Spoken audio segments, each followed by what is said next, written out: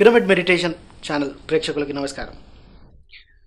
ఈరోజు మన స్టూడియోకి వచ్చిన విశిష్ట అతిథులు కూచిపూడిలో ఎంతగానో ప్రాధాన్యం పొంది కొన్ని వేల మంది లక్షల మంది పిల్లలకి డ్యాన్స్ నేర్పించిన సాయి మాస్టర్ గారు మరియు పద్మగర్ పైడా పిరమిడ్ యోగా డ్యాన్స్ అకాడమీ ద్వారా ప్రపంచవ్యాప్తంగా ధ్యానాన్ని నృత్యాన్ని ప్రజల లోపలికి తీసుకెళ్తున్న పద్మ గారు ఈరోజు మన పిఎంసి స్టూడియోకి వచ్చారు. నమస్తే సార్. నమస్తే. ముఖ్యంగా సాయి మాస్టర్ గారు అసలు ఇప్పుడు మనం స్పిరిచువాలిటీ అండ్ డ్యాన్స్ గురించి మాట్లాడుకుంటే ఏంటి దీనికి ఉన్న అవినాభావ సంబంధం ఏమని మీరు అనుకుంటున్నారు? నృత్యం ధ్యానం నాకు తెలిసి వేరు కావు. రెండు ఒకే మార్గంలో ఉన్న రెండు లక్ష్యాలు లేదా ఒకే లక్ష్యంలో ఉన్న రెండు మార్గాలు. కూర్చొని ఒకే ప్రదేశంలో మనం ఏ ఆలోచన లేని స్థితిలోకి వెళ్ళడమే ఎట్లా ధ్యానమో, ఎలా ఏకాగ్రతలో మనం ఒక స్థితికి చేరుకుంటున్నామో, నృత్యం కూడా ఒక టాపిక్ని కానీ లేదా ఒక అంశాన్ని తీసుకొని ప్రదర్శించేటప్పుడు, సపోజ్ నేను సాయి కుమార్, నేను ఒక పాత్ర వేసేటప్పుడు ఆ పాత్రలో ఏకాగ్రతతో దాని హీప్ స్టేజ్ వరకు చేరుకోవడమే ఇక్కడ నృత్యంలో ధ్యానం. అక్కడ మనం ధ్యానం చేస్తున్నప్పుడు ఏంటంటే మనం అనేది మర్చిపోయి మనలో అంతర్లీనమైనటువంటి శక్తిని, అంతర్లీనంగా ఉన్న మనల్ని చేరుకోవడం ఆ ధ్యానం. ఇక్కడ మనము కాని ఒక పాత్రని మనం అనేది మర్చిపోయి ఒక సబ్జెక్ట్ని పూర్తిగా అందరికీ అందేలా చేయటమే నృత్య ధ్యానం అని నా భావం. పద్మ గారు, ఫస్ట్ సాయి మాస్టర్ గారు నృత్యంలోంచి ధ్యానంలోకి వచ్చారు, ధ్యాన ప్రయాణం. మీరు ధ్యానంలోంచి నృత్యంలోకి వెళ్ళారు. ఈ ఇద్దరు రెండు polarities. What is your feeling? నృత్యానికి ధ్యానానికి ఉన్న రిలేషన్ ఏంటి? యాక్చువల్గా సాయి గారు చెప్పినట్టు నృత్యము ధ్యానము రెండు ఒకటే. అయితే స్టార్టింగ్లో నేను ధ్యానంలోకి వచ్చి ఒక 15 years అవుతుంది. సో చిన్నప్పటి నుంచి నాకు ఎన్నో కోరికలతో డాన్స్ నేర్చుకోవాలని ఇంట్రెస్ట్ ఉండేది బాగా. బట్ ధ్యానం చేసిన తర్వాత నా అంతర్గతాన్ని, ఆ ధ్యాన శక్తి అనేది ఇంకా పుష్ చేసి నాకున్న కళల వైపు ఎక్కువ ప్రయాణం చేయడానికి ఆ శక్తి ఎంతో ఉపకరించింది. సో ధ్యానంతో ఉన్న శక్తితో నేను నాలో ఉన్న ఏవైతే ఆ హిడెన్ పవర్స్ అన్ని వెళ్ళి ఆర్ట్స్ వైపు వెళ్తూ ఎక్కువ అభివృద్ధి చేసుకోగలిగాను. సో ధ్యాన శక్తి అనేది ఆర్ట్స్ వైపు ప్రతి ఒక్కరికి, ఎందుకంటే ధ్యానంలో ఒక స్థితికి చేరిన తర్వాత మనతో మనం ఎంజాయ్ చేయాలంటే ఒక ఆర్ట్ అనేది కంపల్సరీగా ఉండాలి అని నా ఫీలింగ్. సో ఎప్పుడైతే మెడిటేషన్లో ఇంకా నేను డెప్త్కి వెళ్ళిన తర్వాత నాకు ఒక మెసేజ్ రావడం జరిగింది. సో కళాకారులందరికీ ధ్యానం నేర్పిస్తే రెండు ఇంకా they will enjoy both very happily, ఇంకా లైఫ్ ఇంకా ఎక్కువ ఎంజాయ్ చేస్తారు అని నాకు మెసేజ్ రావడం వల్ల, సో కళాకారులందరికీ లక్ష్మీ పార్వతి సరస్వతి అని మన పత్రి సార్ చెప్పిన కాన్సెప్ట్లో ప్రతి ఒక్కరికి లక్ష్మీ సరస్వతి ఉంటుంది, పార్వతిని అనేది ఎనర్జీ అనమాట. సో ఎనర్జీని కూడా వాళ్ళు జోడిస్తే ఇంకా వాళ్ళ లైఫ్ చాలా బ్యూటిఫుల్గా ఉంటుందని మన పత్రి గారి కాన్సెప్ట్ని తీసుకొని దేశ విదేశాల్లో చెప్తూ అట్లా కళాకారులందరికీ ధ్యానం నేర్పించాలనేది నా యొక్క మెయిన్ ముఖ్య ఉద్దేశంతో నేను పత్రిక 2010లో Pyramid Yoga and Dance Academy అనే సంస్థను స్థాపించి దాని ద్వారా ప్రజలందరికీ, కళాకారులకు కానీ ఇతర కంట్రీల్లో కానీ చెప్పడం జరిగింది. సాయి మాస్టర్, మీ ప్రయాణం ఎప్పుడు స్టార్ట్ అయింది అసలు ఈ డ్యాన్స్లో? నృత్యం నేను చిన్నప్పటి నుంచి మామూలుగా నేర్చుకోవడం జరిగింది, నా 4th year నుంచే. బట్ నృత్యంలోనే స్థిరపడాలి, నాట్యాచార్యుడిగా కొనసాగుతానని ఎప్పుడు అనుకోలేదు. 4th yearలో స్టార్ట్ అవ్వడానికి కారణం ఏంటంటే మీ ఇంట్లో పేరెంట్స్ వల్ల, లేకపోతే? పేరెంట్స్ అంటే మాకు ప్రక్కనే డ్యాన్స్ క్లాస్ జరుగుతూ ఉండేది. నేను చిన్నప్పుడు సరదాగా డ్యాన్స్ చేస్తూ ఉంటే మా మమ్మీ ఇంట్రెస్ట్తో జాయిన్ చేయడం, అది కంటిన్యూషన్ అవ్వటం. అనుకోకుండా నా ఇంటర్మీడియట్ స్టేజ్కి వచ్చేసరికి మాకు సీనియర్ చెప్పే గురుగారు పసుమర్తి సీతారామయ్య గారి క్లాసెస్ ఆయన దూరంగా వెళ్ళటం, అక్కడ ఉండే పిల్లలకి అన్నయ్య నువ్వు ఈ క్లాస్ కంటిన్యూ చేయంటే వాళ్ళకి నేను చెప్పటం, అట్లా అది ఇంటర్మీడియట్కి వచ్చేసరికి నేను చెప్తున్న సెక్షన్స్ అంటే అప్పటికే నేను నేర్చుకున్న విద్య కొంచెం చెప్పడం మొదలు పెట్టడం. ఆల్మోస్ట్ నాది ఎడ్యుకేషనల్ క్వాలిఫికేషన్ ఎంఎస్సి కెమిస్ట్రీ. వికాస్లో జూనియర్ లెక్చరర్గా వర్క్ చేసేవాడిని. అప్పటికే నాది డ్యాన్స్ డిప్లొమా అది అవ్వడం, ఒక ప్రక్కన ఈవినింగ్ ఏంటంటే కాలేజ్ నుంచి వచ్చి సరదాగా డ్యాన్స్ క్లాసెస్ చెప్పుకునేవాడిని. ఎప్పుడైనా అన్ని ఊర్లు వెళ్ళాలి, పెద్ద పెద్ద వేదికల మీద మంచి డ్యాన్స్ చేయాలి, ఎంత బాగా డ్యాన్స్ చేశాడని అందరూ పొగడాలి, అదే కోరిక. డ్యాన్స్ మాస్టర్ అవ్వాలి, క్లాసెస్ చెప్పాలి, అసలు అలాంటి ఉద్దేశంతో నేర్చుకున్న విద్య కాదు. కానీ అన్ఎక్స్పెక్టెడ్గా నేను ఆల్మోస్ట్ నా ఎంఎస్సి అయ్యేసరికి నాకు 3-4 సెంటర్స్ వైజాగ్లో ఉండడం, నేను ఒక రకంగా ఆ కళనే ఎక్కువగా ప్రేమించడం, అందులోనే స్థిరపడాలని అప్పటికి నిర్ణయించుకోవడం. నియర్లీ నా పీజీ ఏజ్లో. అప్పుడు నేను వికాస్లో జూనియర్ లెక్చరర్గా చేస్తున్న సమయంలో ఇంకా దాన్ని పూర్తిగా ఆపి ఆంధ్ర యూనివర్సిటీలో డ్యాన్స్ డిపార్ట్మెంట్లో డ్యాన్స్ డిప్లొమా తర్వాత డ్యాన్స్ పీజీ కూడా చేయటం. చిన్నప్పటి నుంచి కూచిపూడి అనా లేకపోతే? కూచిపూడిని. పర్టికులర్గా మనకి మేము ఉండేది శ్రీకాకుళం ఉండేవాళ్ళము, వైజాగ్లో ఎన్ఏడి కొత్త రోడ్లోనే ఉండేవాళ్ళము. నా 4th క్లాస్ నుంచి 3rd క్లాస్ నుంచి మ్యాక్సిమం నేర్చుకున్నదంతా కూచిపూడి డ్యాన్స్. బేసికల్గా కూచిపూడి మీదే కాన్సన్ట్రేషన్ ఎక్కువ చేశాను. భరతనాట్యం, ఒడిస్సీ అవి నేర్చుకున్నాను, కానీ పార్ట్ టైం కొంతమంది గురువుల దగ్గర అట్లా నేర్చుకోవడం జరిగింది. కానీ ఎక్కువ వరకు కూచిపూడిని. మీకు అంటే దాదాపు చిన్నప్పటి నుంచి ప్రయాణం చేస్తున్నారు ఈ కళ అన్న దానిలో. గత 15-20 సంవత్సరాలుగా చూసుకుంటే కనుక ఒక పీరియడ్లో కళలు బాగుండేవి, కళలు బాగా అభివృద్ధి చెందాయి. ఎందుకంటే ఎంటర్టైన్మెంట్ కానీ ఏదైనా చూడాలంటే కూడా వేరే మాధ్యమాలు ఏమి ఉండేవి కావు. తర్వాత టీవీ వచ్చింది, సినిమాలు వచ్చినాయి, దాని తర్వాత కళలకి తగ్గుకుంటూ వచ్చింది. ఇప్పుడు ఎలా ఉందంటారు? అంటే మా చిన్నతనంలో డ్యాన్స్ నేర్పించేవారు, కానీ మగపిల్లలకి ఎక్కువ నేర్పించేవారు కాదు. ఎందుకు ఇది ఆడపిల్లలే నేర్చుకోవాలేమో, వేస్ట్ అనేట్టుగా ఎక్కువ పర్సంటేజ్ చూసేవారు. మెయిన్లీ ఎడ్యుకేటెడ్ ఫ్యామిలీస్లో అదొక వ్యూ. రెండోది ఏంటంటే శాస్త్రీయ నృత్యం అనే దాని మీద మన గవర్నమెంట్ వాళ్ళు కానీ ఎవరు ఎక్కడ ఉద్యోగ అవకాశాలు ఇవ్వకపోవటం. అందుకు మన కళను ఎవరు నేర్చుకునేవారు కాదు. మన ఆంధ్రప్రదేశ్ శాస్త్రీయ నృత్యం Kuchipudi. At the same time మనం ఒరిస్సాని కానీ కేరళని కానీ పరిశీలిస్తే వాళ్ళు ఒడిస్సీ నేర్చుకున్న వాళ్ళకి, కేరళలో మోహినియట్టం, కథకళి నేర్చుకున్న వాళ్ళకి ఇమీడియట్గా వాళ్ళ ఉద్యోగ అవకాశాలు, ఆ డ్యాన్స్ రిలేటెడ్ జాబ్స్ అనేవి చాలా ఉన్నాయి.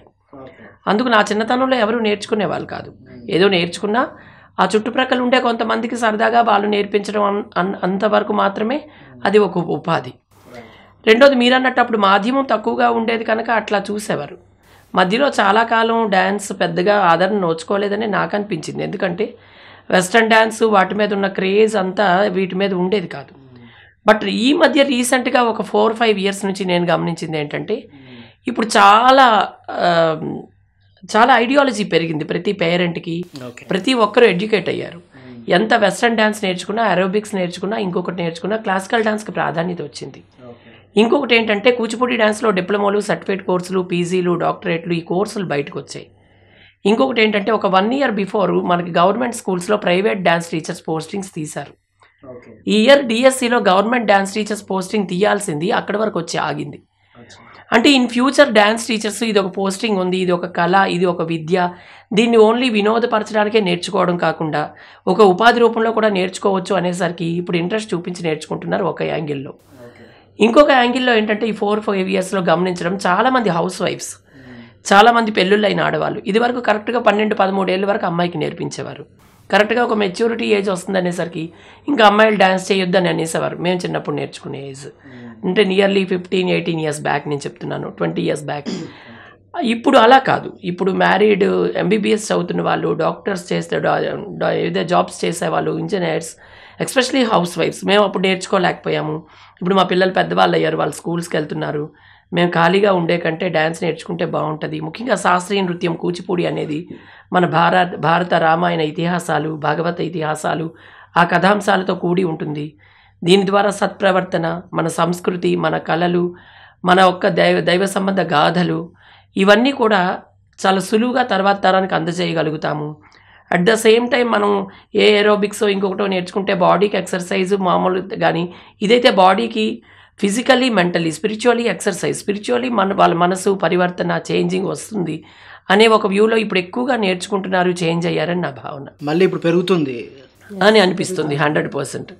ఇప్పుడు ప్రసార మాధ్యమాలు కానీ, సోషల్ మీడియా, ఫేస్బుక్, ఈ వాట్సాప్ ఇవన్నీ రావటం వల్ల కూడా ఇంతమంది క్లాసికల్ డ్యాన్స్ మాస్టర్స్ ఉన్నారా, ఇన్ని ప్రోగ్రామ్స్ అవుతున్నాయా. ఇప్పుడు నా చిన్నతనంలో నేను సీఎం దగ్గర 2 సార్లు చేశాను, కానీ అప్పుడు అసలు చేశామని తెలీదు. తర్వాత కొంచెం ప్రసార మాధ్యమాలు ఎక్కువ పెరిగాక ఎన్నిసార్లు చేశామో అందరికీ తెలిసిపోతుంది. సాయి గారి టీము, సాయి మాస్టర్ గారి టీము ఇన్నిసార్లు విశాఖ ఉత్సవ్ చేశారా, ఇన్నిసార్లు పిఎం గారి దగ్గర చేశారా, గవర్నర్ గారి దగ్గర చేశారా, ఇప్పుడు రీసెంట్గా గోవా ఉత్సవ్ చేశారా, ఇవన్నీ మళ్ళీ స్ప్రెడ్ అవుతున్నాయి. అంటే కొత్తగా రాబోయే టీచర్స్ కూడా ఇవి ఇన్స్పిరేషన్గా ఉంటున్నాయి అనమాట. సోషల్ మీడియా వల్ల అది కూడా చాలా చాలా ఒక రకంగా ఉపయోగకరం అయింది అనమాట. ఓకే, ఇంకా కూచిపూడి అన్నది ఇంకా అందరూ ఆదరిస్తున్నారు అని బ్రాండింగ్ చేసుకోగలుగుతుంది. అంటే మోడర్న్ టెక్నాలజీతో కూడా మేము కంబైన్ చేసి సెమీ క్లాసికల్ ఫామ్స్ని తీసుకొని ఎక్కువ ధ్యానాన్ని మిక్స్ చేసి కూడా మేము ఎక్కువ ముందుకు వెళ్ళడం జరుగుతుంది. దానివల్ల ఏంటంటే ఎక్కువ పీపుల్ అట్రాక్ట్ అవుతున్నారు. అండ్ మీకు డాక్టరేట్ కూడా ఉంది కదండి, అవునండి. దేనిలో సార్? నేను కూచిపూడి ఏకపాత్ర కేలికల పరిణామ వికాసం, అంటే కూచిపూడి సోలో డ్యాన్సెస్ వరకు ఎలా డెవలప్ అయింది అనేది బుక్ టైటిల్. సోలో డ్యాన్స్ వరకు ఎట్లా డెవలప్ అయింది. Kuchipudi means it's not dance, Kuchipudi means dance drama. మన ట్రెడిషన్ డ్యాన్స్ డ్రామా, మనది భరతనాట్యం కాదు. కానీ గబుక్కున ఏంటంటే చాలా మంది తెలియకాగో భరతనాట్యం ప్రోగ్రామ్ అవుతుంది వెళ్ళండి అంటారు. Bharatanatyam is entirely different to the Kuchipudi. Bharatanatyam అనేది ఏంటంటే తమిళనాడుకు సంబంధించిన నృత్యం. మన కూచిపూడి అనే గ్రామం కృష్ణా జిల్లా దగ్గర ఉంది. ఆ కూచిపూడి గ్రామంలో కూచిపూడి భాగవతులు, ఆ బ్రాహ్మణులు చేసేటువంటి నృత్య రూపకాలు, యక్షగానాలు, కలాపాలు, వీధి నాటకాలు, నృత్య నాటకాలు లాంటి వివిధ ప్రక్రియలు మార్పు చెందుతూ ఇవన్నీ కూచిపూడి భాగవతుల మేళా నుంచి ఉద్భవించాయి. ఆ భాగవతుల మేళా ఒక్కొక్క ఊర్లో ఒక్కొక్క మేళా ఉండేది. కూచిపూడి మేళా, పెద్దపూడి మేళా, చిన్నపూడి మేళా. ఆ రోజుల్లో ఏంటంటే ఆ ఊరి పేరు మీదే ఆ కళ అలా ప్రభావితమైంది. ఫలానా కూచిపూడి వారి మేళా బాగుంటుంది, ఆ మేళా అలా ఏమైందంటే కూచిపూడి వారి నృత్య నాటకం, కూచిపూడి వారి యక్షగానం, కూచిపూడి వారి నృత్య రూపకం అలా డెవలప్ అవుతూ ఇప్పుడు కూచిపూడి నృత్యం అయింది. అది అన్నమాట. అయితే నృత్య నాటకంగా దీన్ని పూర్వం ప్రదర్శించేవారు. డ్యాన్స్ డ్రామా ట్రెడిషన్ ఉంది. ఇప్పుడు డ్యాన్స్ డ్రామా చేయాలంటే చాలా ప్రాబ్లం. ఎక్కువ మంది ఆర్టిస్టులు కావాలి, ఎక్కువ అవర్స్ అది చూడగలగాలి, దాని ఫైనాన్షియల్ ఆస్పెక్ట్స్ ఉండాలి. రాను రాను వేదాంతం లక్ష్మీనారాయణ శాస్త్రి గారు అనే ఒక గురువు గారు అందులో కొన్ని మార్పు చేర్పులు చేపట్టిన తర్వాత అందులోని కొన్ని పాత్రలను తీసుకొని సోలో డ్యాన్స్ ఫామ్గా రూపొంది కొన్ని ఏకపాత్ర కేలికలు అంటే సోలో డ్యాన్స్గా విభజింపబడింది.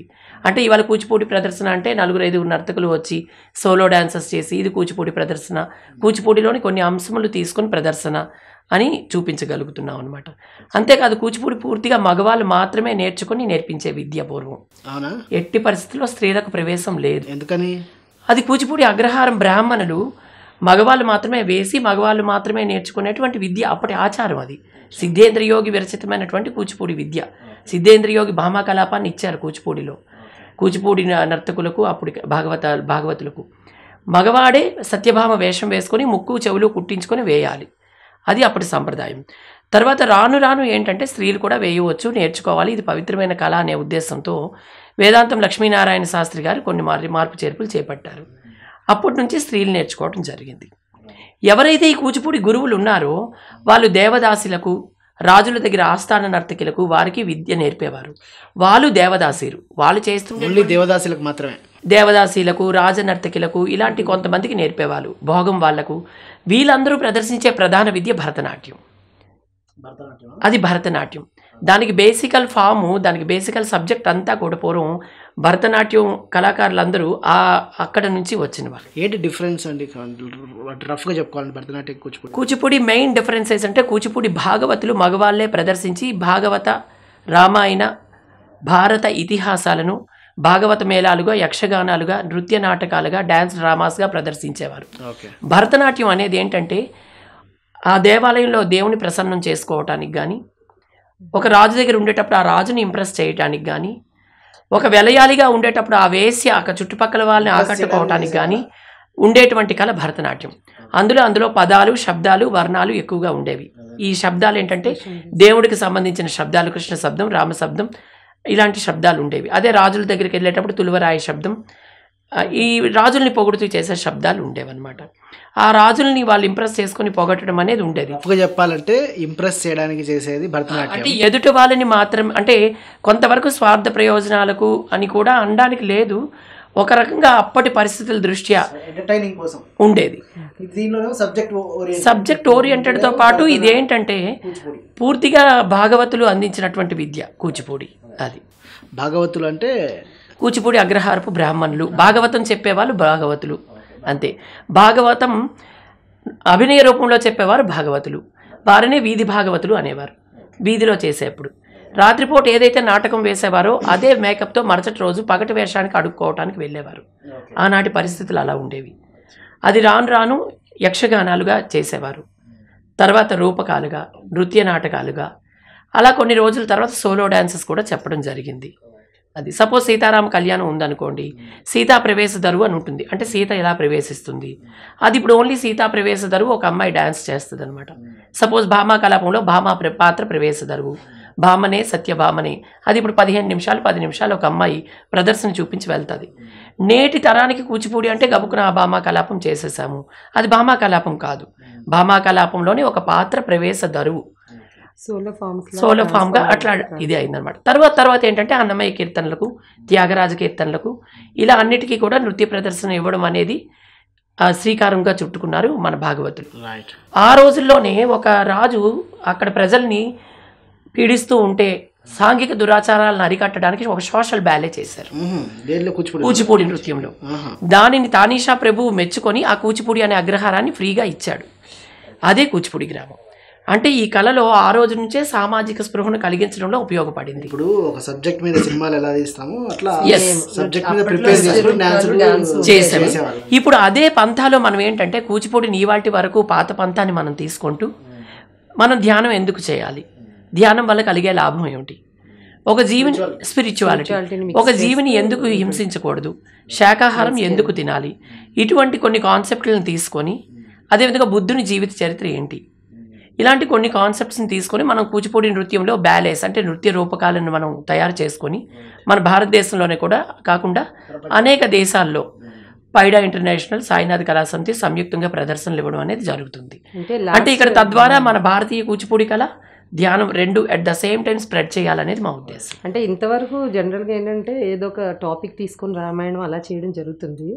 మనం ఏంటంటే ఎట్లాగో డాన్స్ని, సోషల్ ఆస్పెక్ట్స్, మన ధ్యానాన్ని సో ఎట్లా ఉపయోగపడుతుంది అనే దాన్ని టాపిక్గా తీసుకొని, వెజిటేరియనిజం తీసుకొని, ఇంతవరకు ఈ టాపిక్ని ఎవరు చేయలేదు అసలు ఇలాగా. ఆధ్యాత్మిక శాస్త్రాన్ని నృత్య రూపంలో, నృత్య శాస్త్రానికి సో అందిస్తే ఈజీగా పీపుల్ క్యాచ్ చేయగలుగుతారనే ఉద్దేశంతో మేము ఇప్పటిదాకా అట్లాంటి ఎక్స్పెరిమెంట్లు ఎన్ని చేశారు అంటే శ్రీశైలం మనం ఆ ధ్యాన మహాచక్రంలో శివుడిది ధ్యానంతో మిక్స్ చేస్తూ చేసాము.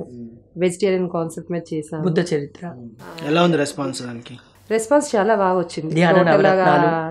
పిరమిడ్ ధ్యాన నవరత్నాలు చేసాము. సో ఆల్మోస్ట్ మన పిరమిడ్ సొసైటీలో ఉన్న అన్ని ఇట్లో కాన్సెప్ట్స్ వంశీ గారితో కలిసి ఆయనతో ఈ సత్యసాయిబాబా, షిరిడి సాయిబాబా దానికి నృత్య రూపకం మేము చేస్తూ దానికి వ్యాఖ్యానించడం ఆయన. అట్లాగే అన్నమాచార్యుల ట్రస్ట్ అన్నమయ్య కీర్తనకి మేము డాన్స్ చేయడం, ఆయన దాంట్లో స్పిరిచువల్ మీనింగ్ చెప్పడం. ఇట్లా మన ఆల్మోస్ట్ ఇండియాలో ఉన్న అన్ని మన పిరమిడ్ సొసైటీలో మేము ప్రదర్శించాం. అంటే ఆధ్యాత్మిక శాస్త్రాన్ని నృత్య రూపకంలో ప్రజల లోపల తీసుకెళ్లాలా అన్నది పైడా ఇంటర్నేషనల్ కూడా ఒక ప్రధాన ఉద్దేశం. మెయిన్ ప్రధాన ఉద్దేశం అయితే అదే. వేరే దేశాల్లో కూడా చేస్తున్నాము. అంటే అది చిన్న చిన్న కాన్సెప్ట్స్గా చేస్తున్నాము. అంటే మ్యూజిక్ పెట్టుకొని లిటరేచర్ కాకుండా ఓన్లీ ప్లేయింగ్ మ్యూజిక్స్తో. సో ఒక వెజిటేరియన్ వాళ్ళకి అర్థమయ్యేటట్టు వెనకాల మనము దాని గురించి ఇంగ్లీష్లో స్పీచ్ కాకుండా కవలికల్లో కూడా డాన్స్ అంటే ఎక్స్ప్రెషన్స్ ఉంటాయి. ఇప్పుడు పూర్వం రామాయణం ప్రదర్శించేవారు, రాముడు ఇలా ఉంటాడని మనకు తెలియదు కదా. అంటే అదే ఎగ్జాంపుల్ చెప్తున్నాను. రాముడు సీత ఇట్లా ఉన్నారు అని మనం చూడటం వల్ల రామాయణం ఇది అని మనకు తెలిసింది. తర్వాత సినిమాలోనో, తర్వాత కథాంశంలోనో, మొదట కూచిపూడి వాళ్ళు ప్రదర్శించేటప్పుడు, తర్వాత ఇంకొక భాగవతులు ప్రదర్శించేటప్పుడు, లేదా ఇంకొక కళ రూపంలో రామాయణం తెలుసుకున్నాం. అట్లాగే ఇప్పుడు మేమేంటంటే అదర్ కంట్రీస్కి వెళ్ళినప్పుడు మన సాహిత్యం, మన భాష ఏం తెలియదు. ఒక ఫ్లూట్ మ్యూజిక్ని కానీ, ఇంకొక శాస్త్రీయమైనటువంటి వీణా మ్యూజిక్ ఇంకొకటి తీసుకొని ఒక పాత్రధారి రావడం, ఒక ఆవు రూపంలోని ఆవులనో, పశువులనో, కోళ్లనో పెంచుకున్నవాడు వాడు ఎంత హ్యాపీగా పంట పండించుకుంటూ జీవిస్తున్నాడు అనేది చూపించడం.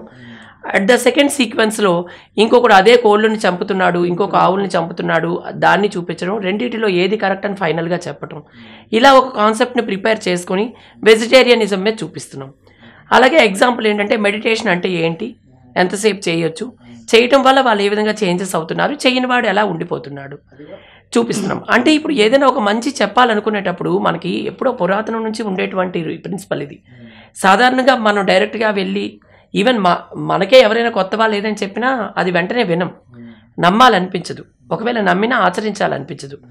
కానీ ఇలా ఒక ప్రసార మాధ్యమంగా, లేదా ఒక ప్రదర్శన రూపంలో, ఒక సంగీత రూపంలో, ఒక నృత్య రూపంలో అందించడం వలన ఆటోమేటిక్గా అది మనసులోకి వెళ్తుంది. ముఖ్యంగా ఇతర దేశాల్లో వాళ్ళకి మన భాష తెలియదు. ఆ కాస్ట్యూమ్ వాటితో ప్రదర్శించడం వలన మన భారతీయ సంస్కృతి ఆ నృత్యం ప్రదర్శించండి అన్నారు.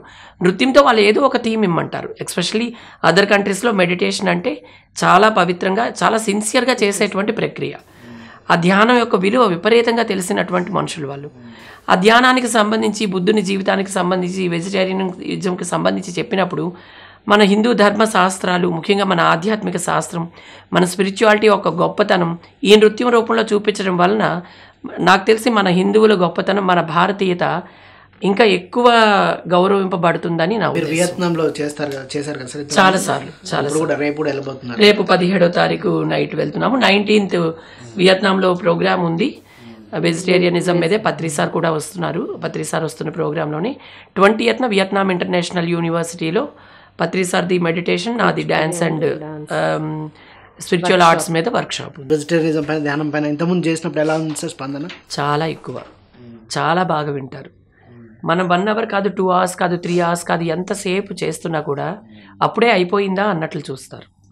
మన భాష తెలియకపోయినా అంతా ప్రోగ్రామ్ అయిపోయిన తర్వాత వచ్చి వాళ్ళకు చాలా అప్రిషియేట్ చేయాలని చూస్తారు. మనతో ఫొటోస్ తీసుకుంటారు. అంటే మన ఈ కూచిపూడి డ్యాన్స్ నగలు ఇలా ఉంటాయా, డ్రెస్ ఇలా ఉంటుందా, మేకప్ ఇలా ఉంటుందా అన్నీ అడుగుతారు వర్క్షాప్స్ చేసినప్పుడు.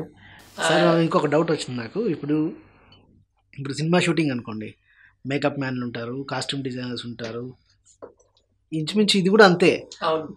దీనిలో ఎలా అంటే ఎవరైతే చేస్తారో వాళ్ళకి అంత నాలెడ్జ్ ఉంటుందా మేకప్? కూచిపూడి వాళ్ళ గొప్పతనం ఏంటంటే not only Kuchipudi, in any శాస్త్రీయ we're taking any cultural art, especially classical dances, Kuchipudi, Bharatanatyam, Manipuri, Kathak, Kathakali, Odissi, Mohiniyattam, Sattriya, especially dance department. Dance నేను చెప్తున్నాను. ఇప్పుడు మన తెలంగాణ స్టేట్ ఆంధ్రనాట్యాన్ని శాస్త్రీయ నృత్యంగా పరిగణించబడింది. నటరాజ రామకృష్ణ గారు ఎంతో కృషి చేశారు. ఇప్పుడు మనకి స్టేట్ డివైడ్ అయిన తర్వాత దాన్ని తీసుకున్నారు. ఏ శాస్త్రీయ నృత్య కళాకారులకైనా పూర్వం గురు పరంపర, గురువు అనేవాడు ఎవరంటే కూచిపూడి నృత్యం మీద అవగాహన ఉండాలి. సపోజ్ వాళ్ళు తీసుకునే నృత్యం, మేకప్ మీద అవగాహన ఉండాలి, ఆ డ్రెస్ సెన్స్ మీద అవగాహన ఉండాలి, సంగీత జ్ఞానం ఉండాలి, తాళ జ్ఞానం ఉండాలి. అక్కడ లైవ్ ప్రోగ్రామ్ జరుగుతున్నప్పుడు వీణ, వైలన్, మృదంగం అన్నింటినీ కమాండ్ చేసి ఈక్వల్ రాగంలో, కరెక్ట్ అయినటువంటి తాళంలో దాన్ని పాటను మేనేజ్ చేయగలిగేవాడు ఉండాలి. అవన్నీ నేర్చుకున్నప్పుడే వాడు గురువు. అంటే ఒక్కరికి lighting, sound system, stage, back drop, stage settings అనుభవం ఉండాలి. ఇప్పుడు నేను బ్యాలెన్స్ చేసేవాడిని డెఫినెట్గా. ఇప్పుడు నేను శ్రీశైలంలో బ్యాలెన్స్ చేసేవాడిని. ఇప్పుడు శివుడు పార్వతి నృత్యం చేస్తున్నాము, like it's a Surabhi drama టైప్లో ఉంటుంది. ఇప్పుడు శివుడు పార్వతి వాళ్ళు నృత్యం చేయడానికి ఇలా వచ్చేసరికి కైలాసం సెట్ ఒక టెక్నికల్ స్టాఫ్ లాక్కొని రావాలి. అది అయిపోయింది. నెక్స్ట్ అడవి సీక్వెన్స్ వచ్చింది అనగానే కర్టీన్ వెళ్ళిపోవాలి. అడవి సీక్వెన్స్తోనే నెక్స్ట్ క్యారెక్టర్స్ రావాలి. అక్కడ అడవి సీక్వెన్స్ ఉండాలి. అక్కడ ఆ కోయదొర వేషంలోనే అక్కడ పాట వాళ్ళు పాడుతూ ఉండాలి. అఫ్కోర్స్ ఇప్పుడైతే ఆడియో సిస్టమ్ మీద రికార్డెడ్ మ్యూజిక్స్ లేదా ముందే సాంగ్స్ మనం మ్యూజిక్స్ రికార్డ్ చేయించుకొని పాడుతున్నాం. బట్ లైవ్ మ్యూజిక్లో ఇవన్నీ డెఫినెట్గా చేయాలి. డెఫినెట్గా మేకప్ రావాలి. ఇప్పుడు రాని వాళ్ళు చాలామంది మేకప్ మ్యాన్ పెట్టుకొని చేస్తున్నారు, అది ఎలాగో తప్పదు. అదర్ కంట్రీస్ వెళ్ళేటప్పుడు మరి ఆ మేకప్ అన్నీ మేము మ్యాక్సిమం మేము నేర్చుకొని ఉన్న వాళ్ళం మేము ఓన్గా చేసుకుంటుంటాం. మీకు అన్నింటి మీద కమాండ్ ఉంటుంది? డెఫినెట్గా ఉండాలి, ఉంటే బెటర్ అనమాట. లేనప్పుడు మేకప్ మ్యాన్ని తీసుకెళ్లాల్సి ఉంటుంది, మనం పెరుగుతుంది అనమాట. అంటే ఫైనాన్షియల్లీ అవన్నీ ఇబ్బంది కదా, ఇతర కంట్రీస్ వెళ్ళినప్పుడు వాళ్ళు కూడా అన్ని విధాలా సపోర్ట్ చేయలేరు, అది అనమాట. మ్యాక్సిమం ఉన్న దాంట్లో చేస్తూ వాళ్ళకి మెడిటేషన్ మన ప్రయత్నం పీపుల్లోకి వెళ్ళడానికి ఈ మెడిటేషన్ని డ్యాన్స్ ద్వారా తీసుకెళ్ళాలి అన్న ఆలోచన ఎప్పుడు వచ్చింది, ఎలా వచ్చింది? అంటే నేను ఆల్మోస్ట్ 2000 నుంచి డాక్టర్ జీకే గారి ద్వారా మెడిటేషన్ నేర్చుకున్నాను. మేజర్గా నాకు హెల్త్ ప్రాబ్లం ఉండదు యాక్చువల్గా మెడిటేషన్లోకి వచ్చినప్పటికి. హార్ట్లో సర్జరీ చేయాలని చెప్పారు. సో ఆ టైంలో ఏంటంటే మెడిటేషన్ నేర్చుకొని 6 months ఎవ్రీడే ఒక 6 hours మెడిటేషన్ చేసేదాన్ని. చేసిన తర్వాత నాకు కంప్లీట్గా నా హార్ట్ ప్రాబ్లం క్యూర్ అయిపోయింది. అయిపోయిన తర్వాత అప్పటి నుంచి మెడిటేషన్ అనేది ఓన్లీ హెల్త్ పరంగా కాదు, సంథింగ్ ఈజ్ దేర్ ఇన్సైడ్ అని ఫీల్ అయిన తర్వాత దాని గురించి వర్క్ చేయడం. చేసిన తర్వాత యాక్చువల్గా మేము అండమాన్లో ఒక 2 years పత్రికారు చెప్పారని అండమాన్లో ఉండడం జరిగింది. ఉన్నప్పుడు అక్కడ అందరికీ మెడిటేషన్ చెప్పాలని ఇంట్రెస్ట్ అయితే ఉండేది. మెడిటేషన్ క్లాస్ పెడితే ఒక 30-40 మంది వచ్చేవారు. డాన్స్ ప్రోగ్రామ్ పెడితే ఒక 500-600 members వచ్చేవారు. యాక్చువల్గా బేసిక్గా థాట్ అక్కడ వచ్చింది, కల్చరల్ ఈవెంట్స్ కళల ద్వారా పీపుల్లోకి ఈజీగా తీసుకెళ్ళాలి. బట్ ఎలా చేయాలో ఏంటో తెలీదు. స్టాల్స్ పెట్టడం, పాంప్లెట్ డిస్ట్రిబ్యూట్ చేయడం అట్లా చేసేవాళ్ళం స్టార్టింగ్లో. సో అండమాన్లో చాలా ప్రోగ్రామ్స్ ఏంటంటే త్రూ కల్చరల్ ఈవెంట్స్ ద్వారా మేము ప్రమోట్ చేయడం జరిగింది. ఆ తర్వాత పత్రికాన్ని కలవడం, ఆనంద బ్రహ్మ అనే కాన్సెప్ట్ ఇచ్చి ఫస్ట్ మన బెంగళూరు పిరమిడ్ వ్యాలీలో ఏంటంటే కల్చరల్ ఈవెంట్స్తోనే బుద్ధ పూర్ణిమకి స్టార్టింగ్లో మేము అంతా కలిసి కల్చరల్ ఈవెంట్స్ చేసేవాళ్ళని. చేస్తూ ఉండగా నాకు మెడిటేషన్లో కొన్ని ఎక్స్పీరియన్సెస్లో కళాకారులు ధ్యానం చెప్పాలని రావడం, స్లోలీ దాని మీద ఎక్స్పెరిమెంట్స్ చేస్తూ ఈ కాన్సెప్ట్ని అలా డాన్స్లో ఇంక్లూడ్ చేస్తూ సో కొన్ని వెజిటేరియన్ కాన్సెప్ట్స్, కొన్ని బుద్ధుడికి సంబంధించినవి తీసుకుంటూ, అంటే కంట్రీస్ని బట్టి పీపుల్ని బట్టి. ఇప్పుడు మీరు ఎన్ని కంట్రీస్లో చేశారు? మేము ఇంతవరకు ఒక 7-8 కంట్రీస్లో చేసాం. ఏ countries? Vietnam, Thailand, Cambodia, South Korea and Malaysia, Singapore, Malaysia, Dubai, Hanoi. రీసెంట్గా అయితే మలేషియాలో మన పత్రి మేడంతో కలిసి 108 కళాకారులతో మన పిఎస్ఎం మలేషియా వారి ఆధ్వర్యంలో డాన్స్ ప్రోగ్రామ్ పెడుతూ, ఆ రోజు అనుకోకుండా వాళ్ళు కూడా పిఎస్ఎం వాళ్ళు కూడా సర్ప్రైజ్ అయ్యారు. ఎప్పుడు మెడిటేషన్ పిలిస్తే ఒక హార్డ్లీ 10 to 20 మెంబర్స్ వచ్చేవారంట. ఆల్మోస్ట్ లోకల్ పీపుల్ ఒక 600 మొత్తం ఫుల్ అయింది. మా ఆర్టిస్టులు ఒక 120 మెంబర్స్. అందరికీ ఫస్ట్ పత్రి మేడంతో ఒక 1 hour మెడిటేషన్ క్లాస్ స్టార్ట్ చేసి దాని తర్వాత డాన్స్ చేసి సో కంప్లీట్ చేయడం జరిగింది అట్లా. సో రోజుకి ఏంటంటే ఎక్కడికి వెళ్ళినా మేము కూచిపూడి ఆర్ట్తో పాటు మెడిటేషన్ కూడా ఇంక్లూడ్ చేస్తున్నాం. 1/2 hour కూచిపూడి మీద అవగాహన, ఒక 1/2 hour మెడిటేషన్ మీద అవగాహన. మెడిటేషన్ అండ్ డాన్స్ ని క్లబ్ చేస్తూ ఈజీగా పీపుల్లోకి తీసుకెళ్ళాలి. అండ్ వాళ్ళు కూడా బాగా అట్రాక్ట్ అవుతున్నారు. ఉత్తి మెడిటేషన్ అనేసరికి వాళ్ళకి ఏదో కొన్ని అన్ని వదిలేయాలి ఏదో ఫీలింగ్. సో ఇట్లా కంబైన్ చేసి చెప్పడం వల్ల ఏంటంటే వాళ్ళు ఈజీగా ఎంటర్టైన్మెంట్ వేలో అందివ్వడం. సో ఇప్పుడు ఏంటంటే మా పైడాతో వచ్చిన వాళ్ళందరూ కూడా ఒకరోజు మెడిటేషన్ చేయించకపోయినా, మేడం ఏంటి ఈరోజు మీరు మెడిటేషన్ చేయించలేదు టూర్లో అంటే ఆ స్టేట్ వరకు వచ్చింది. స్టార్టింగ్లో మెడిటేషన్ అర్థం అవ్వకపోయినా, అదేవిధంగా మాతో వచ్చే వాళ్ళందరూ కూడా ఏంటంటే వెజిటేరియన్ కంపల్సరీగా రోజు వాళ్ళకి క్లాస్ చెప్తాము. మా టూర్లో కంపల్సరీగా వెజిటేరియనే పెడతామంటే ఆ వెజిటేరియన్ నచ్చి వచ్చే వాళ్ళ బ్యాచ్ ఎక్కువ పెరిగింది యాక్చువల్గా. మీరు వెజిటేరియనే పెడతారు మేడం, అయితే మేము మీతోనే వస్తాం అంటే అది నాకు డిఫరెన్స్ కనిపిస్తుంది. వెజిటేరియన్ అంటే గుర్తొచ్చింది. చాలామంది కళాకారులు అంటే డ్యాన్స్ ఎక్స్పెషల్ నేర్చుకున్నారంటే లేదా 2 బ్రాహ్మణ ఫ్యామిలీలో ఉండే వాళ్ళు ఎక్కువ ఎంకరేజ్ చేస్తారు, నేర్చుకుంటారు. లేదా ఇది డబ్బున్న వాళ్ళకి, కొంచెం రాజ కుటుంబాలు అట్లాంటి వాళ్ళకి అన్నది ఉండింది. ఇప్పుడు ఎలా ఉందండి? బేసికల్గా నా చిన్నతనంలో అయితే ఎక్కువగా బ్రాహ్మణ కుటుంబాల వాళ్ళే నేర్చుకోవడం కనుక. ఎందుకని ఎలా? ఆర్ట్ అక్కడే పుట్టింది కనుక, కూచిపూడి భాగవతులు వాళ్ళదే పుట్టింది కనుక. అంటే ఎందుకు అంటే మరి ఇతర వర్ణాల వాళ్ళు, ఇతర వర్గాల వాళ్ళు అంత నేర్చుకోవడానికి కూడా ముందుకు వచ్చేవారు కాదేమో, మేబీ నా అభిప్రాయం. అదే చెప్పబోతున్నాను. ఒకటి, నేర్చుకోవడానికి అంతగా ముందుకు వచ్చేవారు కాదు అని చెప్పాలి.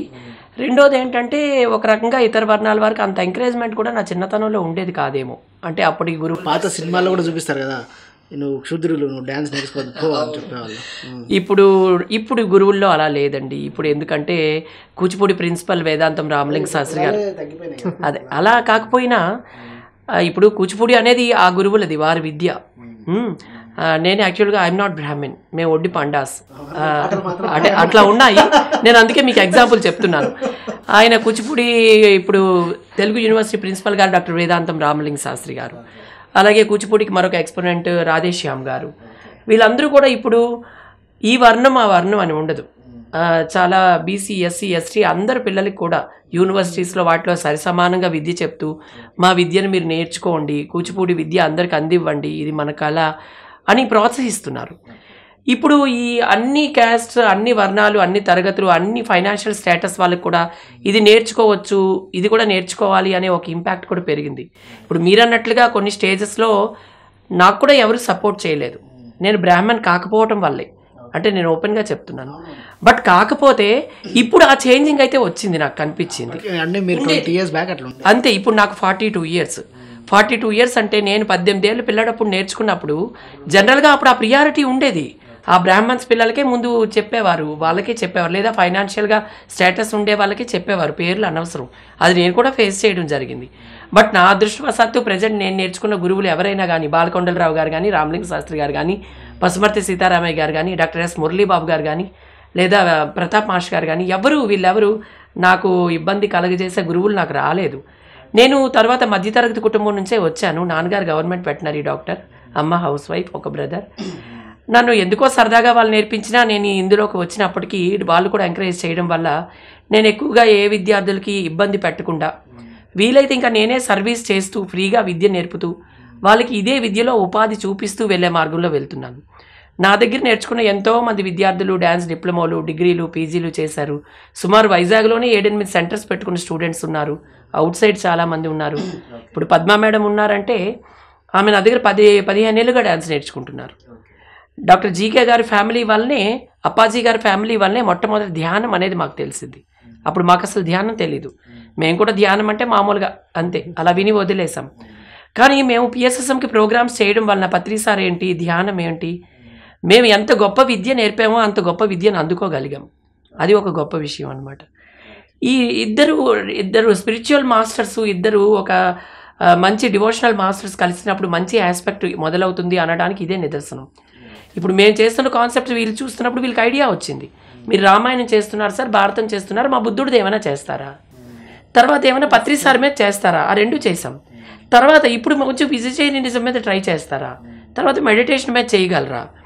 ఇప్పుడు ఇట్లా ఇక్కడ మాకు కూచిపూడి కళ ప్రాధాన్యతతో పాటు ఒక కొత్త కాన్సెప్ట్ని అందిస్తున్నాం, ఒక మంచి విషయాన్ని అందిస్తున్నాం. అది ఎంతమంది అందుకుంటారు అనేది సెకండరీ, బట్ ఇది ఒక ప్రయత్నం కదా, అది మా ఉద్దేశం. పద్మ గారు, అసలు మీకు సాయి మాస్టర్తో పరిచయం ఎలా జరిగింది? యాక్చువల్గా చెప్పాను కదా, నాకు మెడిటేషన్లోకి వచ్చాక ఆర్ట్ మీద ఇంకా ఇంట్రెస్ట్ స్టార్టింగ్ నుంచి ఉండేది. సో మేము విలేజ్లో ఉండడం వల్ల నాకు డాన్స్ నేర్చుకోవడం అయ్యేది కాదు.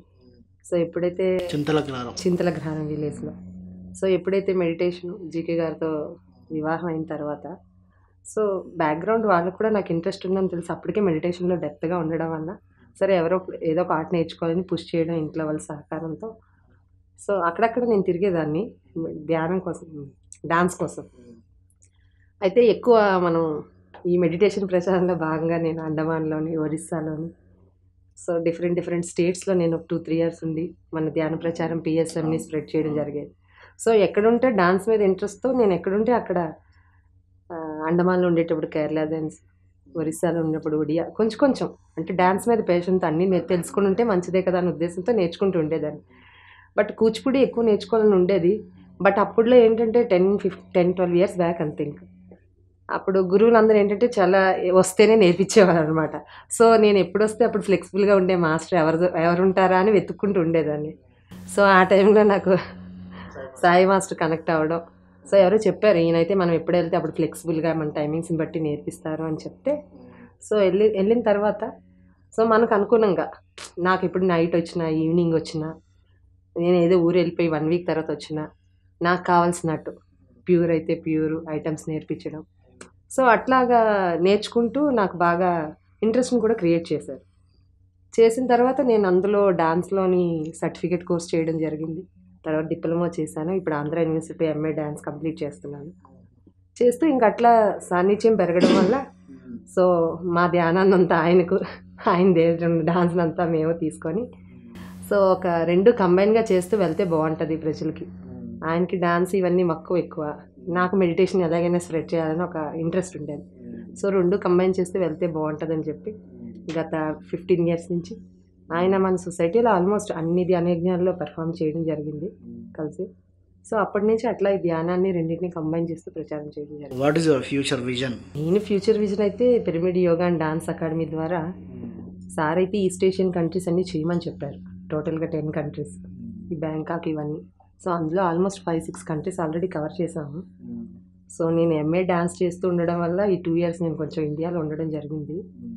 సో ఆల్మోస్ట్ ఈ ఇయర్ జూన్ నుంచి నేను బ్యాంకాక్ అండ్ కంబోడియా మీద కంప్లీట్గా వర్క్ చేద్దాం అనుకుంటున్నాను. త్రూ ఆర్ట్స్ అండ్ కంబైన్ చేస్తూ ధ్యాన ప్రచారం. దాంతోపాటు మేజర్గా లండన్ షిఫ్ట్ అయ్యే ఐడియా ఉంది. ఎందుకంటే పత్రికారు కొంచెం లండన్ వైపు కూడా వెళ్ళి ఉండమని చెప్పారు. సో ఇది చేస్తూ లండన్, నార్త్ ఈస్ట్ ఏషియన్ కంట్రీలో, ఎందుకంటే డాన్స్ ఎందుకు మాధ్యమంగా అంటే ఈజీగా పీపుల్లోకి రీచ్ అవ్వడానికి ఈజీగా ఉంటుంది. డాన్స్ అంటే వస్తున్నారు, అది నేను బాగా అబ్జర్వ్ చేసినాను. ఎందుకంటే నాకు పత్రికారిని బ్యాంకాక్, కంబోడియా కూడా త్రూ డాన్స్ ద్వారా నేను తీసుకెళ్ళగలిగాను, అంటే చాలా ఈజీగా.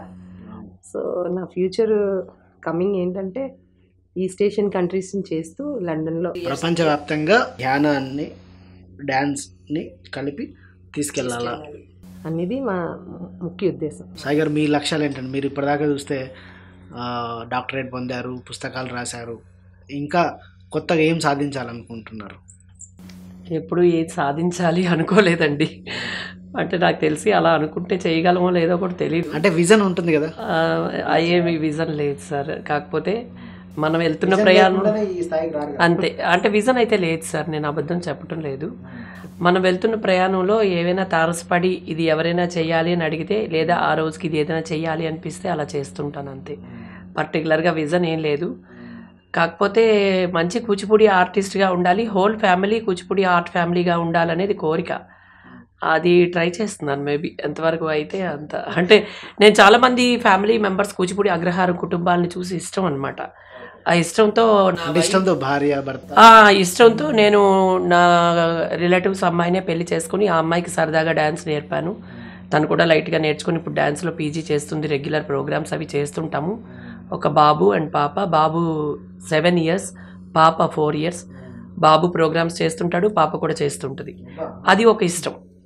అంటే అందరం నటరాజస్వామికి ఇష్టమైన ఆయన ఆ కళలో, ఆ నృత్య కళలో ఉండాలనేది మాత్రం కోరిక అంతే. అదైతే ప్రజెంట్ కొంచెం తీరిపోయింది అంతే. ప్రత్యేకించి అంబిషన్స్ లేవు. ఇప్పుడు పద్మలాగా ఇంకొక మంచి మాస్టర్ వచ్చి ఇంకొక కాన్సెప్ట్, లేదా ఈ నృత్యం ద్వారా ఇంకొక ప్రజలకు ఏదైనా ఇంకొక ఎక్స్పెరిమెంట్ ఇవ్వండి అంటే మాత్రం వెంటనే దూకుతానమాట, చేయటానికి ట్రై చేస్తాను. బుక్స్ కూడా రాయాలనుకుని రాయలేదు. నేను డ్యాన్స్ పీజీలో మాకు ఒక థీసిస్ వర్క్ ఉంటుంది. అది సోలో డ్యాన్స్ వర్క్ ఎట్లా డెవలప్ అయిందనే బుక్ని తర్వాత పిహెచ్డికి కన్వర్ట్ చేసి దాన్ని ఇంకా రీసెర్చ్ చేసి ఆ బుక్ రాసి రిలీజ్ చేశాను. అది నేను 200 pages బుక్, ఎవరి దగ్గర ఒక సింగిల్ రూపాయి కూడా తీసుకోకుండా ప్రింట్ చేసి 6 యూనివర్సిటీస్కి ఇచ్చాము.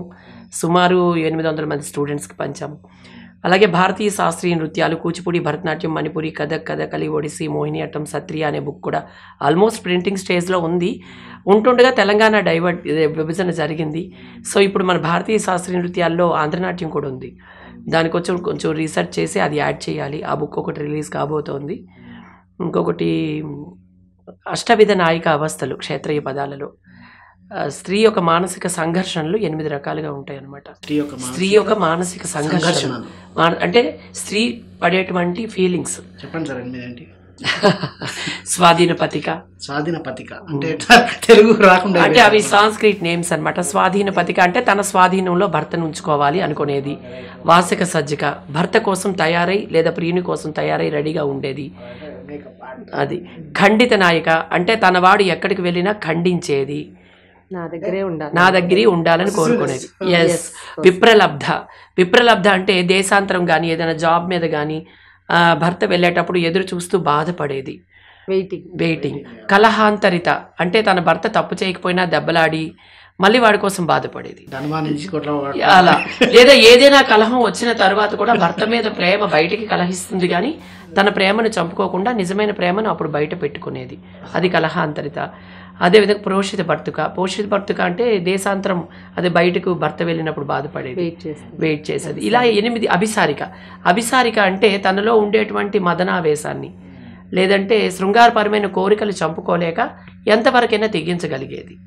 ఇది స్త్రీ యొక్క 8 రకాల స్వభావాలని పూర్వం మనకి నాట్యశాస్త్రం, అదేవిధంగా సాత్వికాభినయం లాంటి మహామహా గ్రంథాలలో, శారదా తనయుడు రాసిన భావప్రకాశం లాంటి గ్రంథాల్లో ఒక నాయిక 8 రకాల అవస్థలతో ఎప్పుడు ఉంటుంది అంటే ప్రతి నాయిక ఇన్ని అవస్థలతో ఉంటుందని కాదు.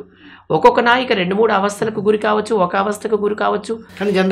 జనరల్గా స్త్రీ యొక్క మానసిక సంఘర్షణలు అది ఇదన్నీ ఎక్కడ ఎక్కువగా కనిపిస్తాయి అంటే క్షేత్రీయ పదాల్లోనే ఎక్కువ కనిపిస్తాయి. అంటే ఏదైనా పదాలలో కానీ వర్ణాలలో కానీ జావళీల్లో కానీ అంటే డిఫరెంట్ ఆ సాంగ్స్ నేమ్స్ అవి. పదాలు అనేవి ఏంటంటే పూర్తి శృంగారమైనటువంటి రచనలు, ముఖ్యంగా క్షేత్రీయ పదాలు పచ్చి శృంగార రచనలు. అందువల్ల వీటిలో అష్టవిధ నాయక అవస్థలు ఎక్కువగా కనిపిస్తాయి. అందువల్ల వాటికి సంబంధించి ఇది బాగా కూచిపూడి డాన్స్లోని లేదా భరతనాట్యంలోని పీజీ లెవెల్లో డెప్త్కి వెళ్ళిపోయిన సీనియర్ ఆర్టిస్టులు రీసెర్చ్ చేస్తున్నటువంటి, ఎంతోమంది రీసెర్చ్ చేసినటువంటి టాపిక్. ఆ టాపిక్ తీసుకుని ఒక బుక్ కొంచెం ఆ ప్రాసెస్లో ఉంది. ఇలాంటివి ఏమైనా చెయ్యాలి అనుకుంటే చేస్తున్నాము. కానీ ఒకటి నృత్యం ధ్యానంకి గల సంబంధం మాత్రం ఒక బుక్ ఖచ్చితంగా ఇన్ ఫ్యూచర్ డెఫినెట్గా పద్మ మేడం మేము కలిపి చేస్తాము. అది భావి తరాలకి చాలా ఉపయోగపడేదిగా ఉండాలని ఆశించేలా చేస్తాం. ఎందుకంటే మేము ఇప్పుడు చేస్తున్న కృషిని అంతటినీ మేళవించి ఆ పుస్తకంలో కొంత పెడితే చాలు. ఎందుకంటే ఈ మెడిటేషన్ చేస్తున్న మన వాళ్ళంతా డ్యాన్స్ నేర్చుకునే అవకాశం ఉంటుంది.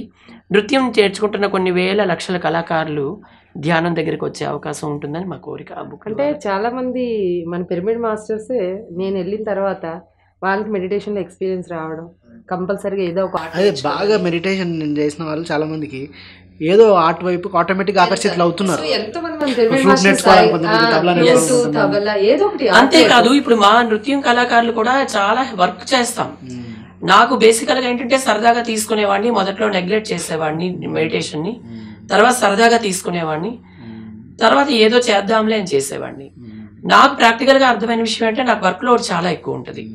మాకు వైజాగ్లో సెంటర్స్ ఉన్నాయి, చెన్నైలో ఉన్నాయి, కొంచెం హార్డ్ వర్క్. రెండోది ఇంట్లో కొంచెం రెస్పాన్సిబిలిటీస్ తీసుకుంటాను, నాకుండే బాధ్యతలు ఇవన్నీ నాకు కొంచెం ఎప్పుడు ట్రబుల్గానే ఉంటాను, బిజీ.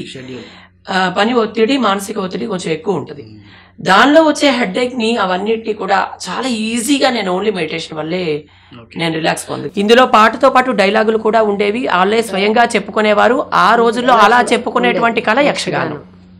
మీకు ఎలా ఉంది సార్? స్టూడెంట్స్ బాగున్నారా? బాగానే ఉంటారు సార్, బాగుంటారు.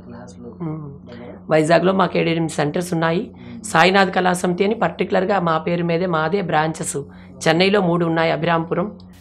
మీరు తిరుగుతుంటారా వైజాగ్, చెన్నై? తిరుగుతుంటాను. ఇప్పుడు ఏంటంటే ఆన్లైన్ క్లాసెస్ అవి కదా, వీడియో క్లాసెస్ అక్కడ ఉండే టీచర్కి అందజేస్తాము.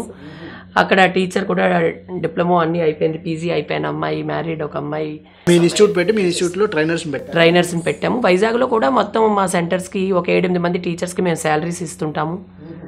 మా డ్యాన్స్ స్కూల్స్కి ఓన్ ఆటోలు ఉన్నాయి. అంటే కనీసం నృత్యం ద్వారా కొంతమంది బతకొచ్చు అనేది నేనైతే కొంతవరకు నిరూపించగలిగాను. అంటే కొన్ని కుటుంబాలకు మీరు ఆన్లైన్లో చెప్తారా? వాళ్ళకి ఆన్లైన్లో చెప్తుంటాము. ఇప్పుడు వైజాగ్ లోకల్ క్లాసెస్కి టీచర్స్ వెళ్తుంటారు, మధ్యలో నేను అటెండ్ అవుతాను. మా డ్యాన్స్ స్కూల్కి కొన్ని ఆటోలు ఉన్నాయి, కొన్ని ట్రాన్స్పోర్ట్ వెహికల్స్ ఉన్నాయి. మాతో రెగ్యులర్గా చేసే పెర్ఫార్మెన్స్కి రెగ్యులర్గా మినిమం పేమెంట్స్ ఇస్తాము, పెయిడ్ ఆర్టిస్టులు. అంటే అట్లీస్ట్ మనకున్న కళ ద్వారా బతకొచ్చు అనే ధైర్యాన్ని కూడా ఇవ్వడానికి మేము ప్రయత్నిస్తున్నాం. ఆ ధైర్యం ఎప్పుడైతే ఉందో ఆ కళను నేర్చుకుంటారని నా భావన. ఇప్పుడు ముందు మనకి తినడానికి తిండే లేకపోతే మాకెందుకంటే ఈ కళ జాబ్ చేసుకుంటామంటారు. న్యాచురల్లీ ఇట్స్ మై ఫీల్ అది అనమాట. అది ఒక ప్రయత్నం కూడా నేను చేస్తున్నాను. Thank you very much Padma గారు. మీరు ఇంకా ఇలాగే ప్రపంచం అంతా తిరిగి నృత్యంతో ధ్యానాన్ని మేళవించి ప్రపంచంలో అందరికీ ధ్యాన జగత్, పత్రిజీ కళ, పిరమిడ్ మాస్టర్లు అందరి ఆశయం ఆయన ధ్యాన జగత్, శాకాహార జగత్లో దూసుకుపోవడానికి మీరు చేసే ప్రయోగం కూడా ఒక ముఖ్య భూమికను పోషించి ప్రజలందరికీ నృత్యం, ధ్యానాన్ని విస్తృతంగా అందించాలని పిరమిడ్ మెడిటేషన్ ఛానల్ తరపున కోరుకుంటున్నాం sir. Thank you very much. Hello friends, PMC ఆన్లైన్ని సబ్స్క్రైబ్ చేసుకోండి. సరికొత్త అప్డేట్స్ కోసం బెల్ బటన్ని నొక్కండి.